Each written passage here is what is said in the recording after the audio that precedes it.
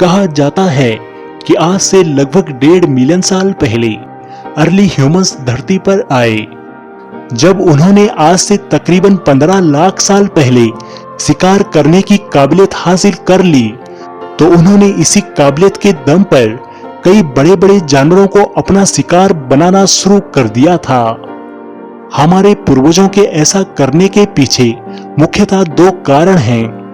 पहला तो ये कि उनके पास ऐसी तकनीकी और ऐसे हथियार हुआ करते थे जिसकी मदद से वे बड़े बड़े जानवरों को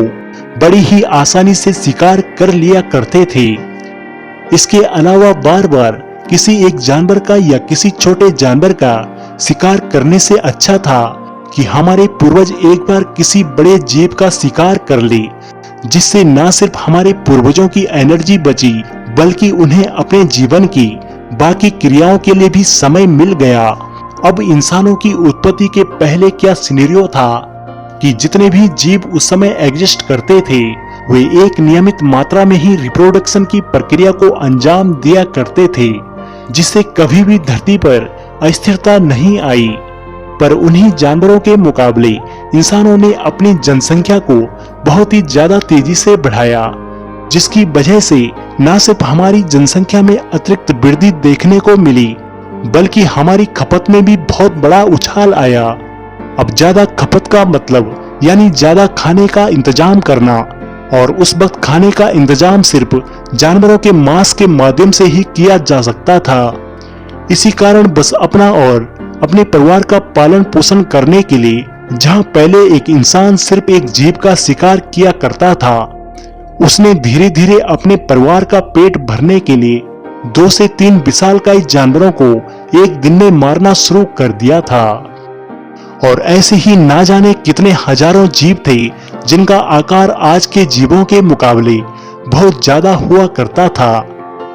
पर क्योंकि हम इंसानों ने उन्हें इतनी अधिक तेजी से मारा कि धीरे धीरे उनकी जनसंख्या धरती पर कम होने लगी, और फिर एक वक्त ऐसा भी आया जब ये पूरी तरीके से धरती पर से विलुप्त हो गए। यही कारण है कि ज्यादा से ज्यादा जीव आज तकरीबन 1.5 मिलियन साल पहले ही विलुप्त हो चुके थे, क्योंकि दुर्भाग्यवश हमारे पूर्वजों ने उनकी हत्या के पैमानों को जरूरत से ज्यादा बढ़ा दिया। अब अगर विशालकाय जानवरों की जनसंख्या में कमी आ गई तो जाहिर सी बात है कि एक वक्त ऐसा भी आएगा जब इंसानों को पेट काटने की आवश्यकता पड़ी होगी और उनके डेली न्यूट्रिशन में कमी आई होगी। पोषण में कमी का ये असर इंसानों के अलावा जानवरों में भी देखने को मिला है, और ये भी एक मुख्य कारण था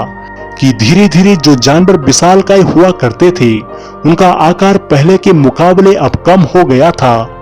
उदाहरण के लिए जैसे आज के शेरों के लिए यह अनुमान लगाया जाता है कि वो पहले के जमाने में 2 से 3 फीट से ज्यादा लंबे हुआ करते थे, पर शायद पोषण में आने वाली कमी के कारण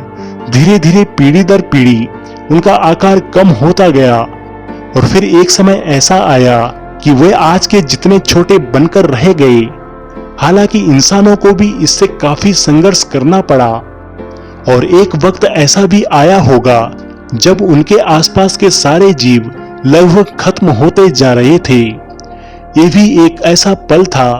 जब शायद पूरी मानव सभ्यता भुखमरी के कारण खत्म हो सकती थी।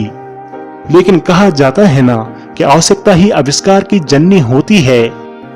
ऐसा ही हम इंसानों के केस में भी हुआ जब हमारे पूर्वजों ने ये देखा